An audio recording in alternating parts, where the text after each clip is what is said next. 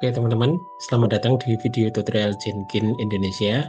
Di sini kita akan memasuki pembelajaran yang terakhir, yaitu pembuatan pipeline backend product ya. Pastikan teman-teman sudah melakukan cloning ya, dan juga mempost repository FBA product ya ke akun GitHub teman-teman masing-masing ya. Kemudian untuk pipeline-nya silakan teman-teman menggunakan isi dari Jenkins file ini ya. Nah, silakan nanti teman-teman mengcopy isi dari Jenkins file yang akan kita pasang di Jenkins untuk pembuatan pipeline. Nah, nanti kita akan bahas ya stage-stage dari pipeline tersebut ya. Oke teman-teman, sebelum kita membuat pipeline ya, saya perlu jelaskan dulu ya kondisi dari Docker Swarm kita. Jadi pada Docker Swarm kita memiliki dua service ya yang menyala. Yang pertama adalah SVC BE product ya, replikannya 5, kemudian SVC BE FE product ya, replikannya adalah 3. Nah, kita perlu perhatikan bahwa untuk SVC FE product atau front end application, kita membaca SVC BE product di sini ya. Jadi yang di first proxy-nya membaca SVC BE product, yaitu service backend application ya. Seperti itu. Nah, jika kita melakukan remove ya terhadap BE product, maka front end application akan kehilangan arah ya. Jadi aplikasi memang akan tetap menyala ya, tapi aplikasi FE product tidak bekerja secara semestinya ya, karena backend produknya sudah terhapus ya. Walaupun nanti kita akan meng-create ulang ya service BE produknya ya. Jadi langkah kedua kita meng-create ulang gitu ya, dengan nama sama SVC BE product yang akan dibaca di nginx.conf-nya ya, seperti itu. Nah, apa yang harus dilakukan setelah kita melakukan Docker service create ya SVC BE product? Kita harus melakukan restart ya. Tujuannya untuk merefresh dan membaca new SVC BE product ya. Nah, yang pertama adalah environment ya teman-teman ya. Ini sama ya dengan video tutorial yang sebelumnya. Jadi kita akan melakukan pendefinisian variabel, yaitu GitHub repo URL. Kita akan menggunakan repository BE product ya. Kemudian kita akan mengakses local registry, yaitu di alamat 192.168.1.10. Nanti teman-teman sesuaikan sendiri ya dengan PC atau komputer teman-teman sendiri. Kemudian Docker image-nya kita akan menamai BE product garis bawah Jenkins ya, seperti itu. Kemudian container name-nya BE product ya, jika teman-teman menggunakan Dockeran biasa gitu ya. Kemudian Docker image tag-nya atau versinya kita menggunakan versi 1.0 ya. Kemudian Docker login kita akan gunakan Docker login untuk mengakses local registry ya yang sudah kita buat ya. Dan Docker login ini adalah nama dari ID kredensial yang sudah kita pasang di Jenkins untuk mengakses local registry. Kemudian destination host ini adalah server production ya.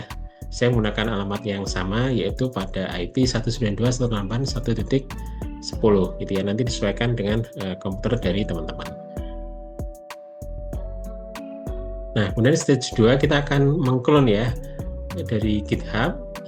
Tadi ya, menggunakan GitHub login ini adalah kredensial yang sudah kita setting di video tutorial sebelumnya ya, yaitu menggunakan token dan kita namai ID-nya adalah GitHub login ya. Kemudian branch-nya adalah main, kemudian URL-nya BE product ya.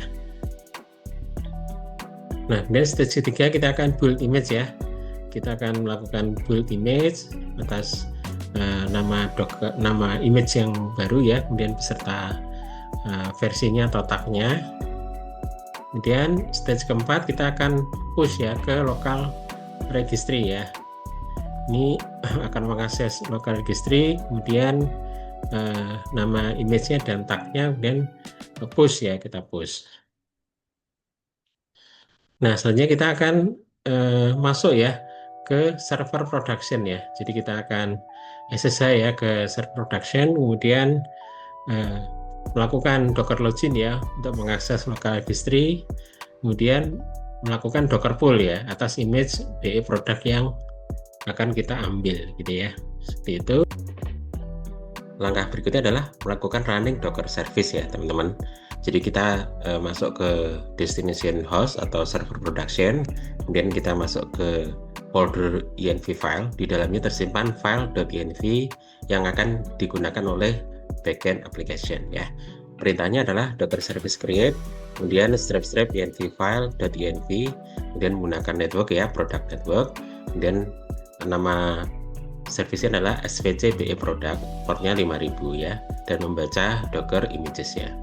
Nah, selanjutnya yang seperti saya ceritakan di awal bahwa kita akan melakukan restart front end application ya dengan perintah docker service update force svc FE product.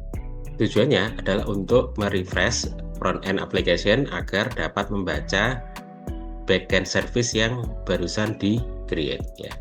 Nah, bagaimana jika ada update aplikasi ya? Jadi sudah berjalan, aplikasi kita sudah menyala, kemudian ada update aplikasi backend product ya. Maka kita jangan menggunakan Docker create service lagi ya, karena sudah tidak kita gunakan lagi ya. Kita akan running namanya rolling update ya. Silakan teman-teman melihat video tutorial di Docker Tutorial Indonesia ya, ada penjelasan kenapa kita menggunakan rolling update ya, karena prosesnya akan mereplace ya satu persatu kontainer yang sedang menyala digantikan dengan yang baru, jadi menghindari downtime. Perintahnya adalah docker service update, kemudian image-nya yang baru apa, kemudian update parallelism 2, kemudian update delay-nya 10 second, kemudian namanya adalah svc BE product yang akan kita update. Nah, berikutnya jika teman-teman menggunakan Dockeran biasa ya, tidak menggunakan Docker Swarm atau Docker Service ya, maka perintahnya harus kita stop dulu ya, Docker stop, kemudian nama kontainernya, kemudian Docker RM dari kontainer name-nya apa, kemudian masuk ke folders env filenya, tempat kita menyimpan file.env, barulah kita Dockeran biasa ya, seperti itu. Selanjutnya kita periksa dulu ya Docker service yang menyala, Docker service ls. Nah, ini masih menyala ya, kita hapus dulu svc BE product. Datanya adalah Docker service rm. Nah, ini harusnya sudah hilang ya. Oke, selanjutnya kita kembali ke Jenkins ya. Oke teman-teman, sekarang kita masuk ke Jenkins ya. Silakan teman-teman buka ya alamat Jenkins-nya di browser. Kemudian kita akan membuat new item ya. Nah, kita tulis deploy BE application. Kemudian kita pilih pipeline. Nah, selanjutnya kita copy ya teman-teman isi dari Jenkins file yang ada di BE product ya, yang ada di GitHub ya. Silakan di copy, kemudian kita paste di script ya. Oke, kita periksa dulu ya teman-teman ya, ini benar BE product, kemudian kita sesuaikan ya. Nah, di sini untuk BE product teman-teman, tadi kita sudah menghapus ya svc BE product di service melalui terminal. Nah, di sini ada sedikit perbedaan untuk BE product, di mana kita akan membaca file.env ya. Jadi kita harus masuk ke folder.env dulu, di situ tersimpan file.env yang digunakan oleh BE product ya. Kemudian barulah kita running docker service create ya, strap env file, kemudian networknya product network ya. Ini kita sudah jelaskan ya di playlist tutorial Docker Indonesia bahwa kita akan menggunakan network ya untuk komunikasi antara front end dengan back end ya. Dan nama dari Servisnya adalah service SPC BE product ya. Portnya 5000, kemudian membaca image-nya ya. Seperti itu. Nah, ini ada satu perintah yang penting ya teman-teman ya, yaitu Docker Service Update Force SPC FE Product ya. Tujuannya untuk merefresh Nginx tadi ya, supaya dapat membaca SPC BE Product yang barusan kita buat gitu ya. Nah, nanti kalau rolling update gimana ya? Rolling update tidak perlu ya, karena kita tidak mematikan secara total SPC BE Product ya. Kita hanya mengupdate aplikasi dengan image yang baru gitu ya. Jadi tidak perlu melakukan update front end ya. Jadi aman ya teman-teman ya kalau menggunakan rolling update. Oke, seperti itu ya penjelasannya ya teman-teman. Kita simpan dulu. Kemudian kita running ya.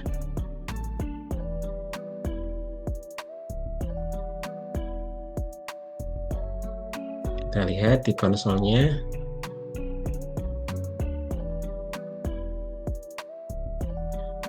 Oke, di sini mengakses GitHub, kemudian melakukan git clone ya. Setelah itu membuat image, kemudian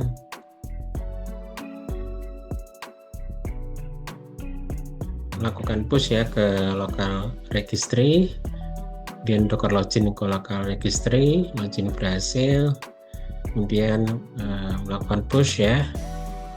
Setelah itu masuk ke server production, kemudian melakukan pooling ya. Ini login dulu, kemudian melakukan pooling, kemudian melakukan running BE service ya, seperti itu ya. Terus melakukan update untuk SPC BE product ya, karena perlu merefresh Nginx tadi ya, yang mengakses SPC BE product yang baru gitu ya. Oke, harusnya ini sukses ya. Oke, selanjutnya kita periksa di terminal ya. Docker service ls ini sudah menyala ya. Oke, kita lihat di browser ya teman-teman. Fetch product all. Nah, berhasil ya menarik data ya, dan menampilkan data produk ya. Oke, selanjutnya kita akan melakukan update aplikasi ya untuk backend application. Kita akan menambah list produknya di sini. Kemudian kita akan melakukan update aplikasi melalui Jenkins ya, menggunakan rolling update ya. Oke teman-teman, sekarang kita kembali ke GitHub ya. Kita akan melakukan update aplikasi untuk backend produk ya. Nah, di sini saya akan membuka file app.js. Kemudian kita akan menambahkan produk baru ya. Ini harus diedit dulu. Nah, saya akan tambahkan dua produk ya di sini ya. Nah, yang pertama adalah 005 head, kemudian 06 ruler ya. Kita yang gampang-gampang aja ya teman-teman untuk update aplikasi. Kemudian kita simpan ya.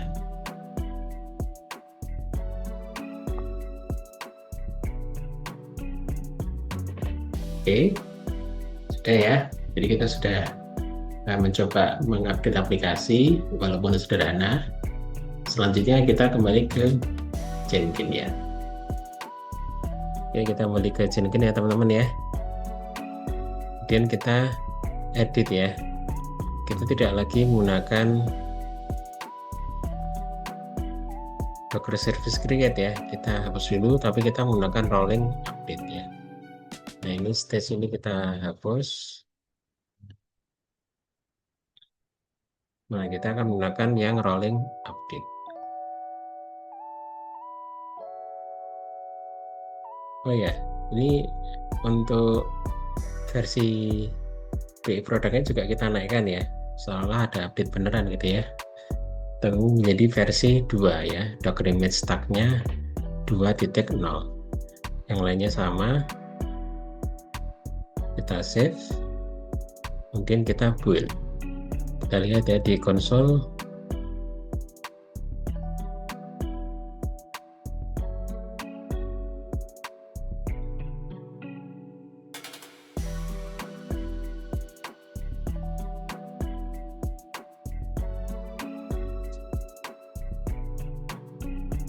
Oke, sudah berhasil ya teman-teman ya. Kita lihat di terminal ya. Ya, kita clear dulu. Kemudian Docker Service ls. Nah, ini sudah berubah ya. Docker images-nya berubah menjadi versi 2. Sekarang kita periksa di browser. Nah, kita lihat ya, batch product all. Nah, sudah bertambah ya teman-teman ya. Produknya tambah head dan tambah roller ya. Oke, berarti kita sudah berhasil ini teman-teman ya untuk melakukan deploy baik itu front end dan back end application menggunakan Jenkins ya. Jadi lebih mudah ya teman-teman daripada kita melakukannya secara manual, lebih mudah menggunakan Jenkins untuk melakukan deploy aplikasi.